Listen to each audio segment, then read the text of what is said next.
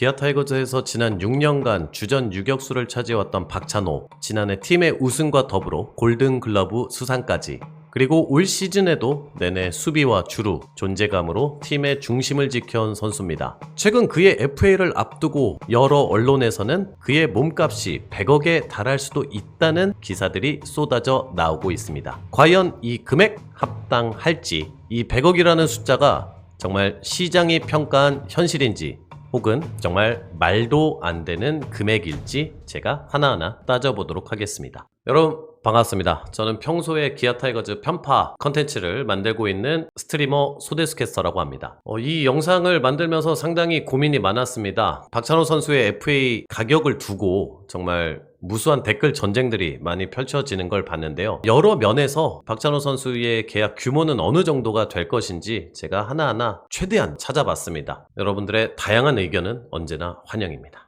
우선 박찬호 선수에 대해서 알아보겠습니다. 박찬호 선수는 1995년생, 내년부터는 31살 시즌을 맞게 되고요. 올 시즌을 앞두고는 FA를 생각해서인지 4억 5천만 원이라는 연봉을 받고 있습니다. 올 시즌 박찬호 선수의 성적에 대해 알아보겠습니다. 타율은 2할 8푼 7리로 규정 타석을 채운 타자들 가운데 19위, 출루율은 3할 6푼 3리로 21위, 장타율은 3할 5푼 9리로 37위, OPS는 0.722로 35위를 기록했습니다. 스태티즈 기준으로 WAR은 4.56으로 12위, KBO 어플과 네이버에서 볼 수 있는 스포츠2의 WAR은 3.81로 16위를 기록하고 있습니다. 그럼 유격수 포지션 안에서 비교를 해보도록 하겠습니다. 올 시즌 유격수 포지션에서 규정 타석을 채운 타자는 총 5명입니다. NC다이노스의 김주원, SSG의 박성환, 삼성 라이온즈의 이재현, LG 트윈스의 오지환 선수입니다. 이 선수들 가운데 WAR은 4위, 4.56을 기록했고요. 타율은 2위, 출루율은 3위, 장타율은 5위, OPS는 5위를 기록한 바를 확인할 수 있습니다. 이 선수의 특징 중 하나로는 장기 부상이 별로 없다는 지점입니다. 올 시즌 7년 연속으로 130경기에 출전을 했고요. 주전 유격수로 주로 뛰게 된 2020 시즌부터 매해 유격수 수비 이닝을 1000이닝 이상을 소화하고 있습니다. 게다가 수비면에서도 절정의 기량을 보여주고 있습니다. 2023 시즌, 2024 시즌 연속해서 KBO 리그 유격수 부분 수비상을 차지했고요. 24 시즌 팀의 우승과 함께 골든글로브까지 생애 최초로 수상하며 현재 절정의 기량을 뽐내고 있습니다. 박찬호 선수의 주전 스타트는 2019 시즌부터였습니다. 이 시즌부터 3년간은 빈약한 타격으로 인해 주전 선수로서는 부적합하다는 의견 또한 상당히 존재했고, 다만 2022 시즌부터는 2할 7푼대의 타격을 치기 시작하더니 WRC 플러스 94.1, 23 시즌 3할 1리, 24 시즌 3할 7리, 2년 연속으로 3할 타격을 기록했고요. 이번 시즌에는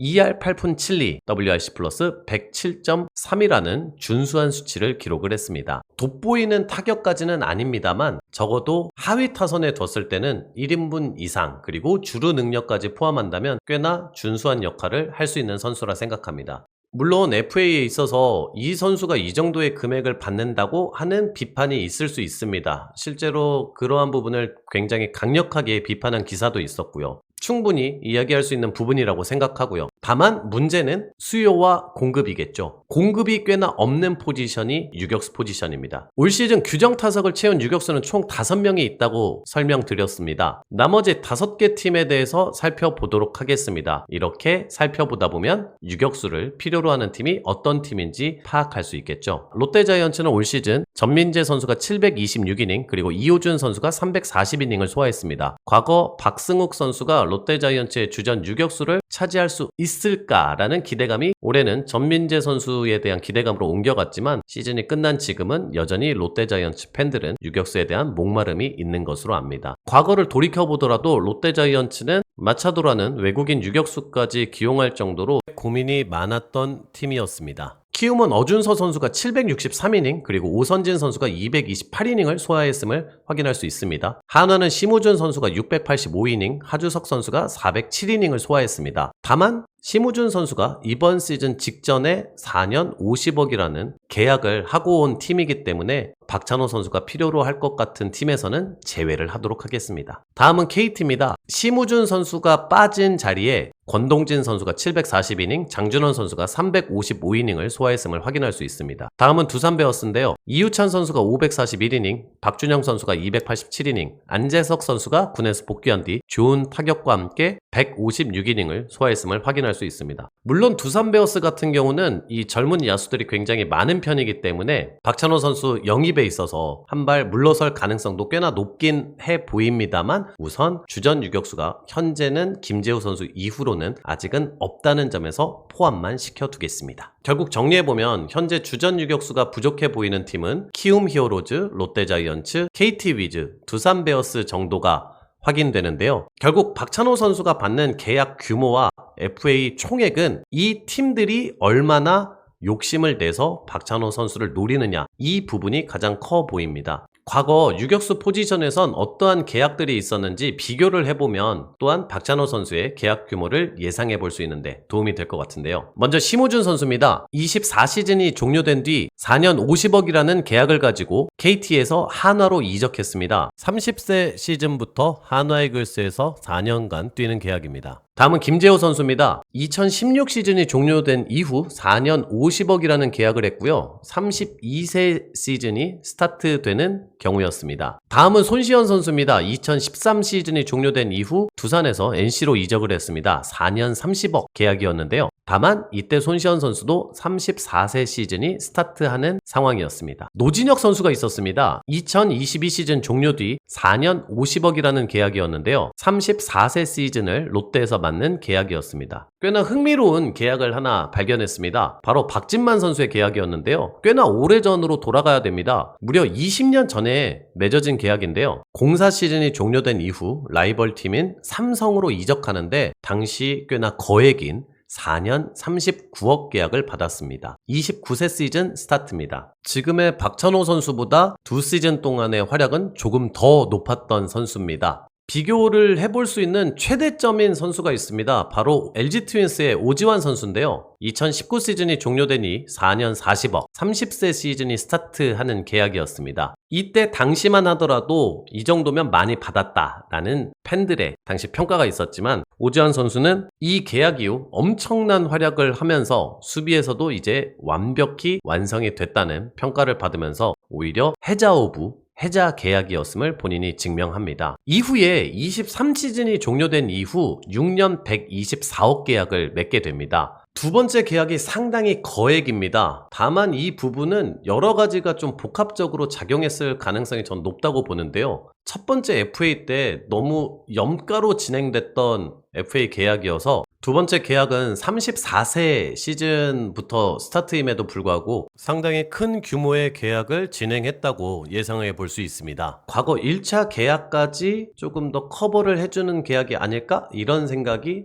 드는 계약이긴 합니다. 야구 팬들이 FA 계약이 과연 적정가였는지 얼마나 제 값을 해줬는지 평가를 할 때는 결국 WAR의 계약 총액을 비교하는 방법을 많이 사용을 합니다. 올 시즌 박찬호 선수는 4.56, 그리고 지난해 2.87, 23 시즌 4.23, 22 시즌 3.53, 평균 WAR은 3.8입니다. 최근 들어 1WAR당 약 5억 정도의 가격을 책정하는 경우가 상당히 많습니다. 많은 경우는 6억을 책정하기도 하고요. 여기에서 나온 평균 WAR에 5억을 곱해봤습니다. 19억 원이라는 수치가 나옵니다. 물론 이 부분은 스태티즈의 WAR을 얼마나 신뢰할 수 있는지, 그리고 1WAR당 박찬호 선수를 영입하려는 구단이 얼마나 투자할지에 대한 부분은 여전히 미지수로 남아있어서 오차가 발생할 수 있다는 점은 말씀드립니다. 4년에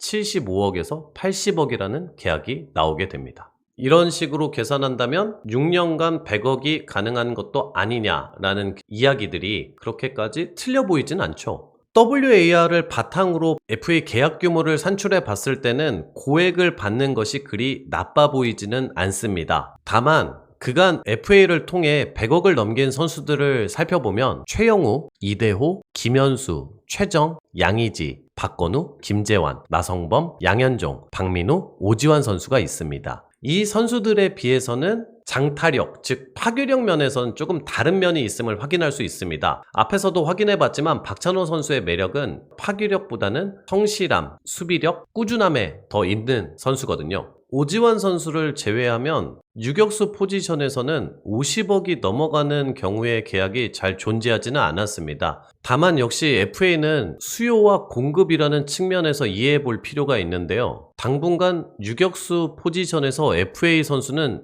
나오지 않게 됩니다. 2026 시즌이 종료된 이후에도 유격수 포지션에는 여전히 FA 선수가 나오질 않습니다. 향후 FA로 나왔을 때 가장 매력적인 선수는 SSG의 박상환 선수, NC 다이노스의 김주원 선수, 더 멀리 뒤에 삼성의 이재현 선수가 기다리고 있죠. 유격수 포지션에 목말라 하는 롯데, 키움, KT, 두산으로서는 이 부분까지도 분명히 감안할 것이라고 봅니다.